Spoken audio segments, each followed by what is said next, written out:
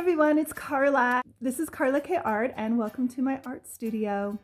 Today I am going to be hand painting silk. This particular type of silk is what they call a flat crepe. It's really incredibly shiny. It's a cross between crepe de chine and habatai. And it's just a beautiful, beautiful scarf to work on, a beautiful, beautiful silk to work on. This particular piece is a butterfly theme, so it has butterflies draped across it, and it has a black to faded out to gray background. So here you can see I have this silk scarf stretched out on my stretcher frame. This silk scarf has been, I bought it pre-hemmed and with fringe on the ends. So I just need to paint on it and steam it and it's all done. I don't have to do any finishing work on it. I'm drawing on the silk with some black permanent resist made by Jacquard. It's a permanent resist, meaning that it will stay in the fabric, meaning that it is not water soluble. So it is a very secure resist to use in that it doesn't often have any breakthroughs with the dye. The resist, if you're not familiar, works like a fence to contain the dye, so it allows you to put two different colors right next to each other without them blending. It also allows you to leave white areas on the silk with no dye on them at all, should you choose. And it can be it comes in many different colors, or you can actually add colors to some of them yourself. So you can add those different types of qualities to your hand-painted silk design. This abstract blue butterfly design is one of my more popular designs. I do it in all different colors. Blue is one of my favorite colors, so I often do it in blue. I make the original design was actually drawn after a butterfly that landed in my yard. It was actually a monarch butterfly, but I now switch it around and take liberties with the design to make it suit my needs. And so it continues to progress in design-wise as I do each one. Each one has another little part added to it so that the design is actually quite different from the very first one I did. The wings are symmetrical, meaning that they're the same on each side. I draw them overlapping so that there's a sense of depth once I color them in. And I do lots of different abstract shapes in them that are easy to paint, so this usually is a really quick piece for me to do.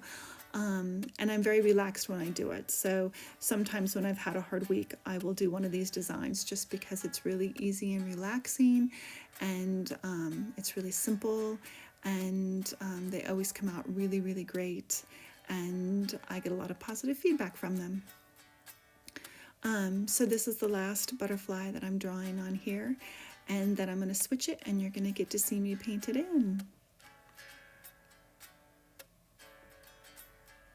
So here's the finished piece, and the next scene I'm going to be starting to paint it in. So here I am painting the piece in. I am using silk dyes. I have been using Tin Fix for the last few years. I love Tin Fix dyes, but Tin Fix dyes are being discontinued. They're actually made by Sennelier, and they've decided not to make them anymore, so I need to switch. I'm looking at switching to either Jacquard Red Label or to DuPont. I did run out of turquoise Tin Fix, so I have switched to turquoise DuPont at this time, so that's what you're seeing on this piece. I'm using a dark blue Tin Fix celestial blue color, and I'm using DuPont turquoise, and they mix together nicely, and I've been assured by the manufacturer that these two dyes will play together well and blend well and steam well and be color fast. And in fact, this is probably the fourth scarf I've made now with this combination, and I haven't had any problems. They've steamed well and all the color rinses out properly and everything, so I don't anticipate any problems with them, at least not with the DuPont and the Tin Fix mixed together. These dyes are made specifically for dyeing silk and wool, so they do not work so well on cotton or any type of plant fibers. Whenever you're dyeing, you have to really take note of what type of fiber you're using. For silk and wool, they require specific types of dyes. They're often referred to as acid dyes. This is nothing that's going to burn your fingers or anything like that, although it does dye your skin pretty well.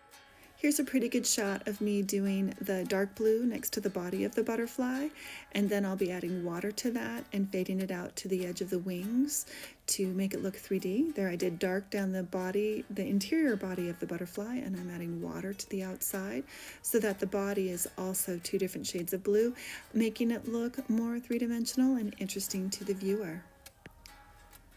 Continuing to paint the wings, I'm keeping all areas of the silk wet that I'm applying paint so that I don't get any lines where I don't want them, and I'm fading out to a light blue on the outer edge of the wing. Trying to keep again all parts of the silk wet so that I get no lines prematurely. This particular piece, you can see how I did it really dark next to the body of the butterfly, and then I start adding water as I move out towards the edges here, and that kind of gives it a 3D look. It makes the body look like it's further away from you because it's darker, and it makes the edges of the wings look like they're closer to you because they're lighter in color. And because the shapes in this are so big, I can be kind of a sloppy painter and just pull stuff out. And when silk dries, it's about 2 or 3 shades lighter than the color I'm putting on there. So some of those areas that actually look like gray will actually be close to white in the very end. It makes it for a neat design, lots of contrast, which makes it very interesting to look at. You'll notice I've got the butterflies going in all different directions, and that's on purpose so that no matter how you wear it, some of the butterflies are right side up and some of the butterflies are upside down, looking that they're kind of flying around the yard, if you will, around the silk. Whenever you're painting an item that's going to be worn, you want to be conscious of where you're sticking your design, because if you wrap this scarf around your neck, one side of the design has the possibility of being right side up, and then the other side of the design has the possibility of being upside down. So here I am starting to paint the background, and I'm painting the background with black and then fading it out to a light gray. I put it black right next to the butterfly wings to look like a shadow. It makes the piece look a little bit more 3D, and then I make it go lighter as it goes to the edges. So I just add dye right along the edge of the wing, and then I add water to fade it out, because there is no such thing as a white dye. There is only the white of the silk. So if I want something to be white, I just have to put little to no paint on it. So that's how I get white. So in order to get gray, I have some black and I add water to it. And you have to work kind of quickly at times when you're painting silk, because as the silk dries, which it does dry very quickly, it will leave lines at the edge of each color shade, unless you've gone to the edge of the silk itself or you've gone up to a resist line. So there are times when you have to work quite quickly in order to make the colors move from the black to the gray without any lines in them.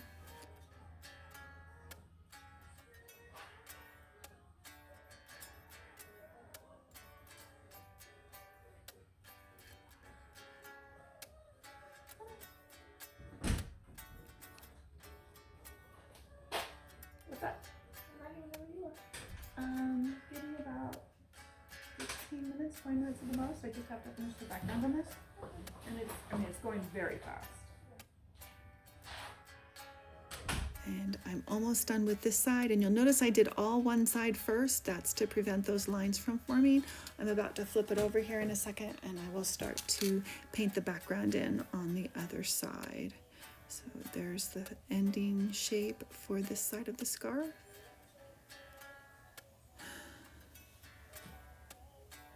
And when I flip it over here, it's not something you do without thinking, because if you have too much dye on your scarf, on your silk, it can drip. So you have to be careful.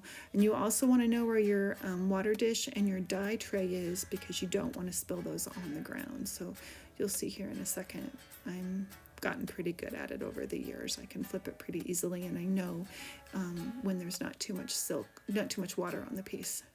So here I go, flip. And then push it in, and I'm going to paint the other side. So you can see how by putting the dark edge there next to the butterflies, it makes them look like they're lifting off the ground there, like it's a bit of a shadow. I'm going to show you how I paint in the background on these first two butterflies, and then we'll skip to the end here so that you don't have to watch me paint each butterfly.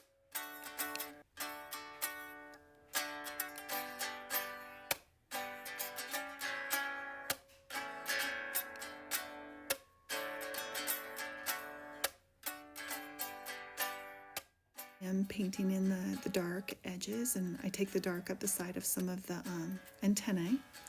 And for the most part, I try and keep the antennae circles white on these butterfly scarves. I just think it makes for a nice contrast. And so I'm continuing to paint black around the edges. And there I go up the side of the antennae. And then I'm going to hurriedly paint this in before it can form any lines on me. And in a second here, I'm going to show you what it looks like with the whole entire side done.